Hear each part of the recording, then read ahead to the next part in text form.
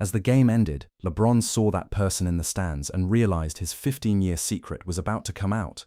His knees trembled at that moment. While 40,000 people were standing and applauding, the world's most powerful basketball player was helpless. On that cold December night in 2023, everything was normal during the Lakers vs Celtics game. LeBron James was creating magic on the court, leading his team toward victory. But something changed in the final quarter. This is exactly where everything went wrong. In the 15th row of the stands, in the VIP section, sat a middle-aged man. He looked like an ordinary fan, wearing a Lakers jersey, enthusiastically watching the game. But when LeBron saw him, it was as if he had seen a ghost. That man's name was Marcus Thompson, and there was a past between him and LeBron that nobody knew about. The arena was electric that night. Boston fans had traveled cross-country, creating a playoff atmosphere even though it was just another regular season game. LeBron was having one of those nights, every shot falling, every pass perfect, the kind of performance that reminded everyone why he was still the king at 39 years old. Wait a minute, don't miss this detail. In 1988, when little LeBron was only 3 years old, his mother Gloria was going through the darkest period of her life. In their cramped apartment on Hickory Street in Akron, the electricity had been cut off for 3 days. The Ohio winter was brutal that year, with temperatures dropping below zero for weeks. Gloria, barely 19 years old, had been surviving on crackers and water for 2 days while holding little LeBron close at night, trying to keep him warm with just their shared body heat. The apartment was so cold they could see their breath indoors. LeBron would cry from the cold, and Gloria would wrap him in every piece of clothing they owned. The eviction notice had been taped to their door for a week, and Gloria knew they had maybe 48 hours before the landlord would come with the sheriff. She had tried everything. She'd applied for 17 jobs that month alone, walking miles through the snow because she couldn't afford bus fare, fast food restaurants, cleaning services, anything that would hire a young single mother without a high school diploma. But doors kept closing in her face. "We'll call you," they'd say, but the calls never came. Gloria would return home exhausted, her feet bleeding in her worn-out shoes, only to find another bill slipped under the door or another threatening notice. But this is where the story gets incredible. On that cold February morning, there was a gentle knock on the door. Gloria hesitated. It could be the landlord coming to evict them. But when she opened it, she saw a tall, well-dressed African-American man in his 30s. Marcus Thompson stood there with a warm smile and kind eyes that immediately put her at ease. "Miss James, my name is Marcus Thompson. I work in real estate, and I heard about your situation through a friend at the community center." What Gloria didn't know was that Marcus had been watching this young mother struggle for weeks. He'd seen her walking miles to job interviews, carrying LeBron on her hip because she couldn't afford childcare. He'd noticed how she would stop at the corner store and count pennies just to buy a small carton of milk for her son. Marcus wasn't wealthy, but he was doing well enough. He had a modest real estate business and had recently closed a profitable deal on a small apartment complex. Most importantly, he had never forgotten what it felt like to be hungry, to be afraid of losing your home, to watch your mother cry when she thought you weren't looking. His own childhood had been marked by similar struggles. His mother, Dorothy Thompson, had raised him alone after his father abandoned the family when Marcus was just 5 years old. He remembered the nights when there was no food, the times when they moved from place to place because they couldn't make rent. Here's what makes this even more incredible. Marcus had a specific reason for wanting to help this particular family. 2 years earlier, he had lost his own son, Marcus Jr., in a car accident. The boy had been LeBron's age, just 3 years old, full of energy and dreams that would never be fulfilled. Since that tragedy, Marcus had been struggling with depression and a sense of purposelessness. His marriage had fallen apart under the weight of grief, and he'd thrown himself into work to avoid dealing with his pain. But seeing Gloria and LeBron reminded him of something his own mother used to say: "The best way to heal a broken heart is to help mend someone else's." "Miss James," Marcus said gently, "I have a proposition for you. I know this might sound unusual, but I'd like to help you get back on your feet. I can pay your rent for the next 6 months, help you find a job, and make sure LeBron has everything he needs." Gloria was immediately suspicious. In her experience, men didn't offer help without expecting something in return. "What do you want from me?" she asked, instinctively pulling LeBron closer. Marcus understood her caution completely. "I don't want anything from you, Miss James, but—" He paused, choosing his words carefully. "If anyone asks, if it makes things easier for you legally or socially, you can say I'm LeBron's father. Just until you're stable enough to stand on your own. You're not going to believe what happened next." The offer was bizarre, but Gloria was desperate. What convinced her wasn't Marcus's words, but something she saw in his eyes, a deep sadness that matched her own, and a genuine desire to help without any hidden agenda. "Why would you do this for us?" Gloria asked, tears starting to form. Marcus was quiet for a moment, then said, "Because someone should have done it for my mother when I was LeBron's age. Because every child deserves a chance. And because," his voice broke slightly, "because I lost my little boy, and helping LeBron won't bring him back, but it might give his memory some meaning." That day, Marcus didn't just pay their overdue rent and bills.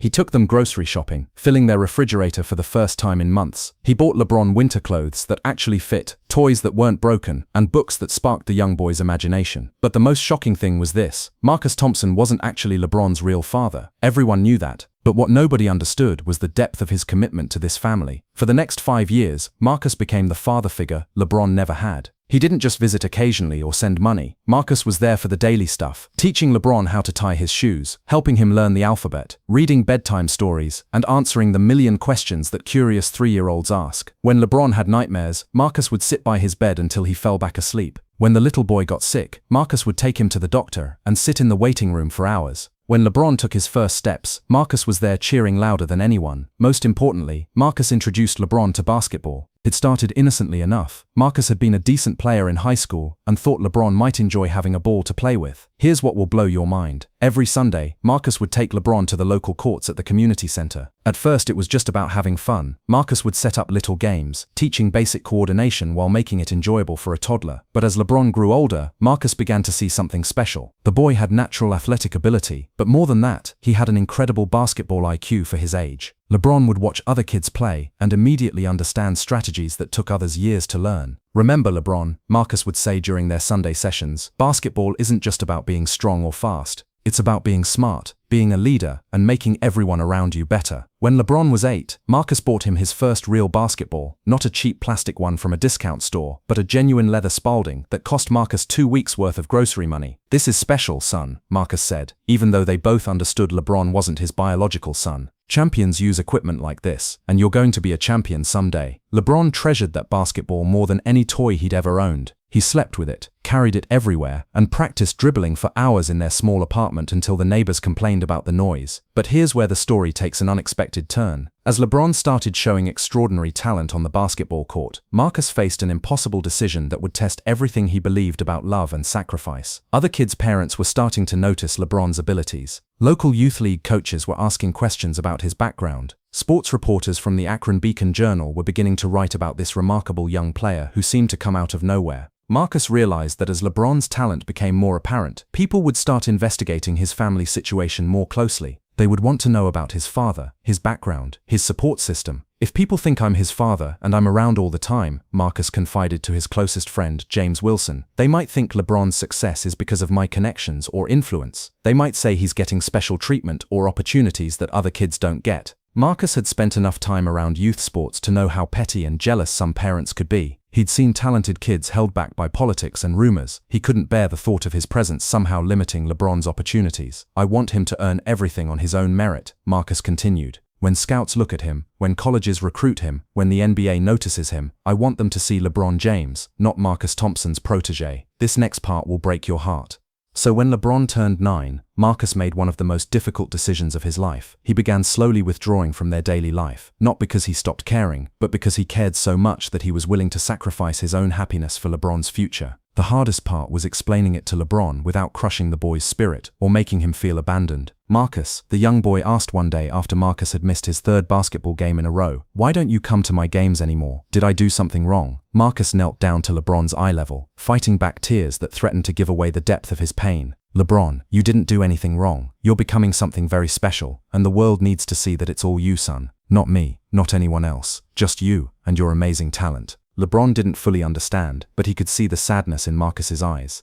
"But I want you to be there," the boy said simply. "I'll always be there," Marcus promised, "just not where you can see me. But I'll be watching, and I'll be proud of everything you accomplish." Here's what Marcus did that nobody knew about. For the next several years, Marcus kept that promise in the most heartbreaking way possible. He watched LeBron's games from his car in the parking lot, using binoculars to see the court from a distance. He never missed a single game through middle school and high school, but he stayed hidden, invisible to everyone including LeBron. When LeBron scored 31 points in his first varsity game as a freshman, Marcus was there in his old Buick, crying tears of pride and joy alone in the darkness. When LeBron hit the game-winning shot against their biggest rivals, Marcus had to muffle his cheers so no one would hear him. Marcus kept detailed statistics of every game in a notebook, recording not just points and rebounds, but noting LeBron's leadership moments, his acts of sportsmanship, his growth as both a player and a young man. When Sports Illustrated put LeBron on the cover as the chosen one during his senior year of high school, Marcus bought 50 copies of the magazine. He kept one for himself and gave the rest away to everyone he knew, bragging about his boy but never revealing the true nature of their relationship. But here's the part that will shock you. During LeBron's senior year, when college scouts and NBA representatives were constantly around, Marcus made sure to stay completely out of sight. He didn't want his presence to complicate anything for LeBron or raise questions about improper benefits or influences. But on the night before LeBron declared for the NBA draft, Marcus did something he'd never done before. He called LeBron directly for the first time in almost 10 years. LeBron answered on the first ring, and his voice immediately changed when he heard Marcus's voice.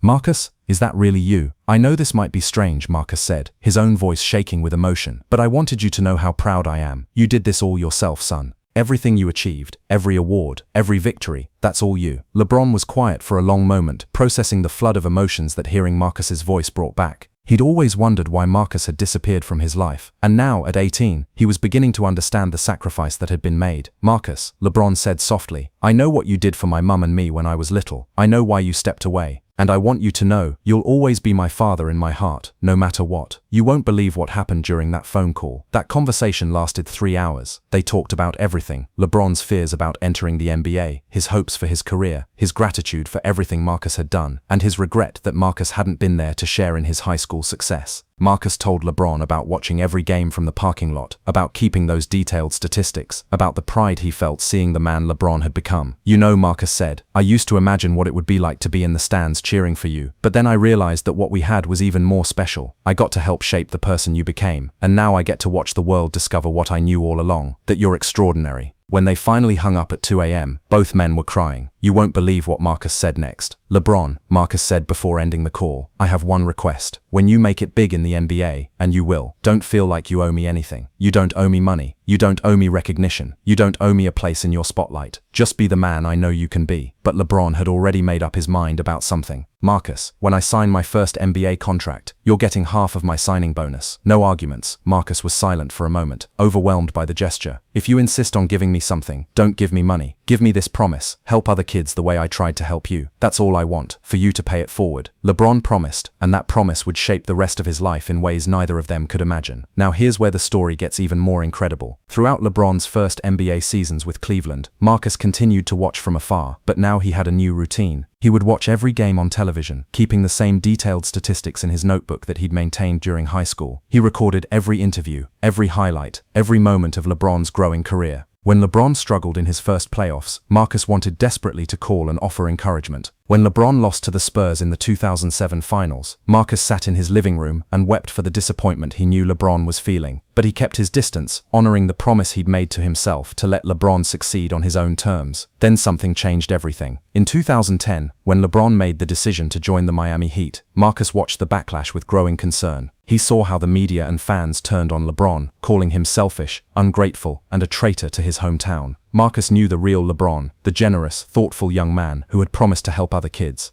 He knew that LeBron's decision was about winning championships, not about money or fame. For the first time in years, Marcus broke his silence. He wrote LeBron a letter. "Son, I know the world is criticizing you right now, but I want you to know that the man who helped raise you is still proud. You've always been smart about basketball, and I trust that you're smart about your career. Chase your dreams, win those championships, and don't let anyone make you feel guilty for wanting to be the best." This is where everything starts connecting. LeBron received that letter during one of the darkest periods of his career, when it seemed like the entire basketball world had turned against him. Reading Marcus's words reminded him of who he really was and why he had made his decision. LeBron carried that letter with him everywhere during his Miami years. When they lost to Dallas in the 2011 finals, he read it that night. When they won their first championship in 2012, LeBron's first call wasn't to reporters or even family, it was to Marcus. "We did it," LeBron said, crying into the phone as he held the championship trophy. "No, son," Marcus replied, his own voice thick with emotion. "You did it. I just had the privilege of watching you become who you were meant to be." But the real shock comes now. After LeBron returned to Cleveland in 2014, Marcus made a decision that would change everything between them forever. For the first time since LeBron was 9 years old, Marcus decided to attend a game in person. He bought a ticket in the upper deck, far from the cameras and VIP sections, and watched LeBron play. That night, LeBron had one of the best games of his career: 42 points, 12 rebounds, 9 assists.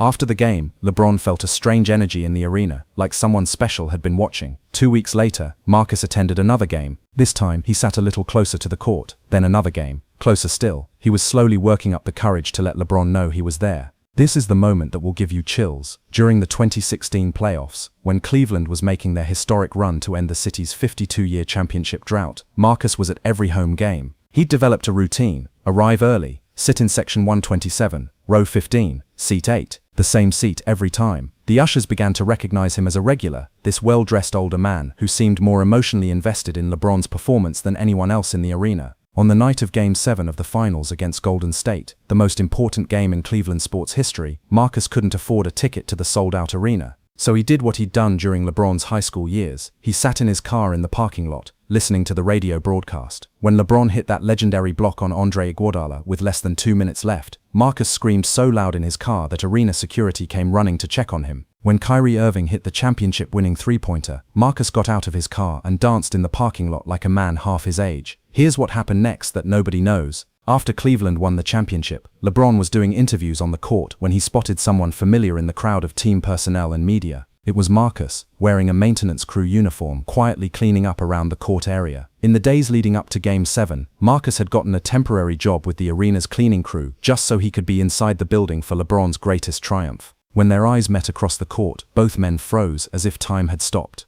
LeBron excused himself from the ESPN interview and walked straight toward Marcus. The arena was still full of celebration, confetti falling, fans screaming, players crying with joy. But for these two men, everything else faded away. "You were here," LeBron said, not as a question but as a statement filled with overwhelming emotion. "I've always been here," Marcus replied, tears streaming down his face. "I've never missed your big moments, son. Not a single one." They hugged right there on the court, surrounded by the chaos of Cleveland's first championship in 52 years, while 20,000 people celebrated around them, completely unaware of the emotional reunion happening in front of them. Now here's where the story becomes beautiful. That night, LeBron invited Marcus to the team's private championship celebration at a downtown Cleveland hotel. For the first time in over a decade, Marcus met LeBron's teammates, his coaches, and most importantly, his family. Savannah James hugged Marcus like she'd known him for years. "So you're the famous Marcus," she said. "LeBron talks about you all the time. I was beginning to think you were imaginary." LeBron's children were fascinated by this man their father spoke of with such reverence. Bronny, who was 11 at the time, asked Marcus directly, "Are you really my dad's dad?" Marcus smiled and looked at LeBron, who nodded encouragingly. "In every way that matters, yes," Marcus said.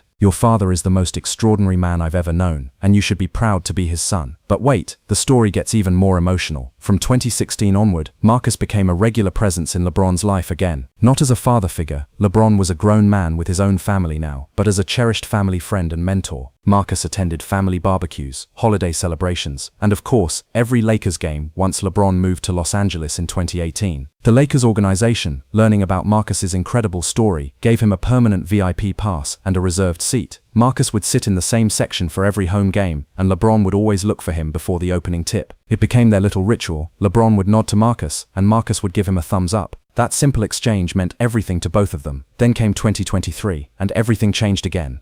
Marcus started feeling tired more often during the 2022-23 season. At first, he attributed it to age minus. He was in his late 60s now, and had been traveling to Lakers road games when he could afford it. But when the fatigue became overwhelming and he started losing weight rapidly, his doctor insisted on running tests. The diagnosis came back on a cold Tuesday morning in March: stage 4 pancreatic cancer. The doctors gave him 6 months to live, maybe less with treatment. Marcus's first instinct was to hide this news from LeBron. He didn't want to be a burden during what might be LeBron's final seasons. But when he missed 3 consecutive Lakers games, something he'd never done since 2016, LeBron knew something was seriously wrong.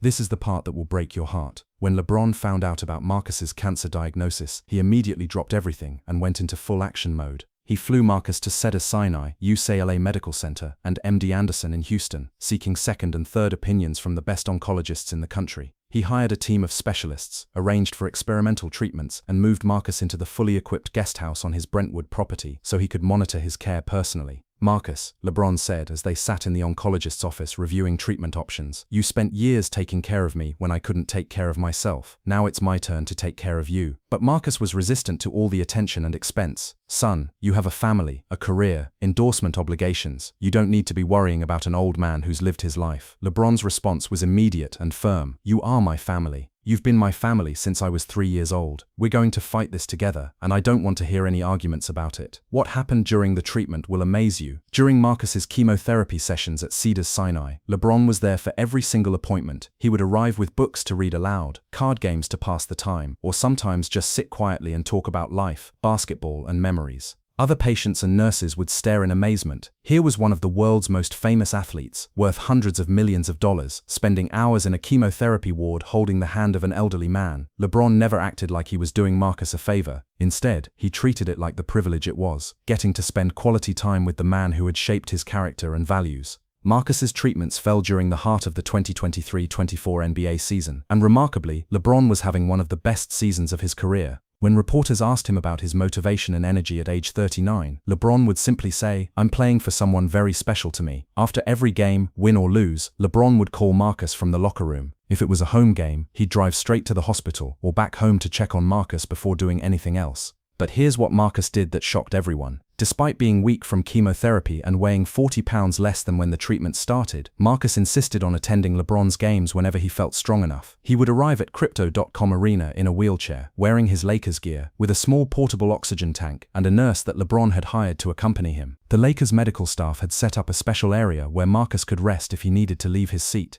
The Lakers fans began to notice this elderly man who was clearly very important to LeBron. They started cheering for him too, holding up signs that said LeBron's dad and Marcus strong. Marcus would wave weakly from his wheelchair, tears in his eyes at the overwhelming support from strangers. During one particularly emotional game in January 2024, when LeBron scored his 39,000th career point, he immediately looked to Marcus in the stands and pointed directly at him. Marcus, who had been too weak to stand for weeks, somehow found the strength to rise from his wheelchair and applaud his son. The entire arena erupted, not fully understanding what they were witnessing but sensing the profound emotion of the moment. Now comes the most beautiful part of the story. As Marcus's condition worsened throughout the spring of 2024, he made one final request. He wanted to attend one last Lakers game, the regular season finale against Utah. It would likely be his last time seeing LeBron play in person. That night, the Lakers arranged for Marcus to sit courtside in a special medical chair that could be adjusted for his comfort. He was very weak, requiring constant oxygen, but he was determined to be there. LeBron played one of the most emotional games of his career that night, scoring 40 points and grabbing 15 rebounds while constantly looking over to make sure Marcus was okay. Every time LeBron made a great play, he would glance at Marcus, who would manage a small smile and nod.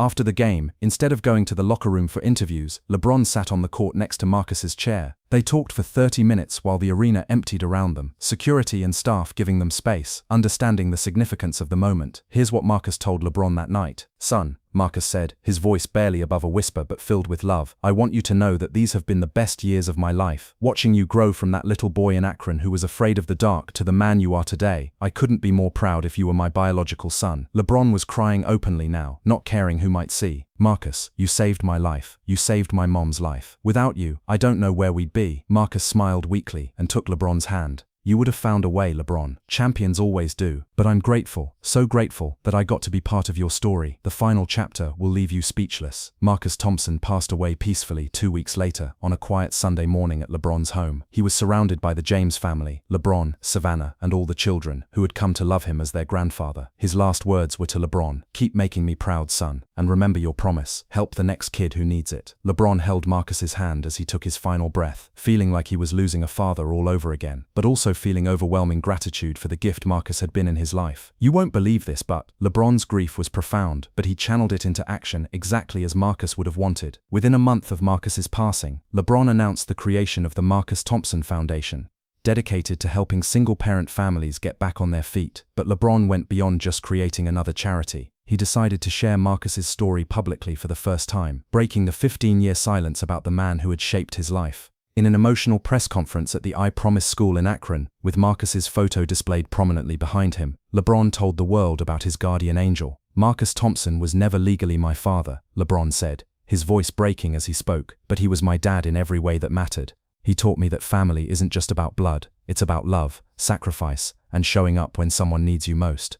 The response was overwhelming. Stories poured in from around the world of people who had their own Marcus, someone who had stepped up during their darkest hour without expecting anything in return. This is where the story becomes incredible. During the 2024-25 season, something magical happened.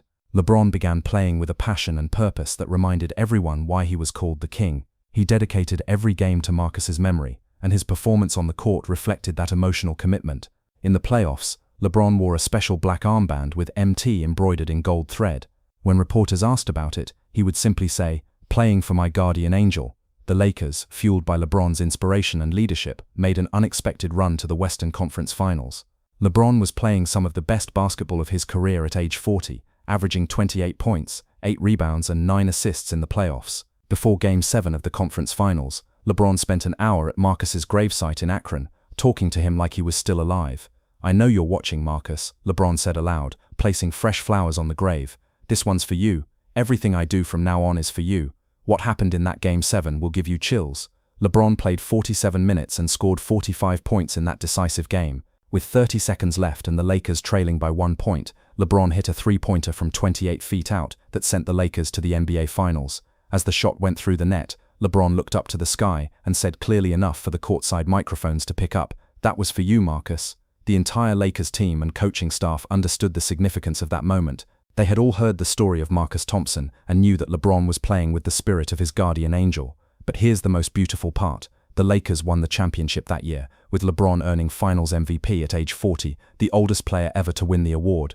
During the championship celebration on the court, LeBron held up the trophy and spoke directly into the cameras. "This championship belongs to a man named Marcus Thompson, who taught me that being great isn't just about what you do on the court.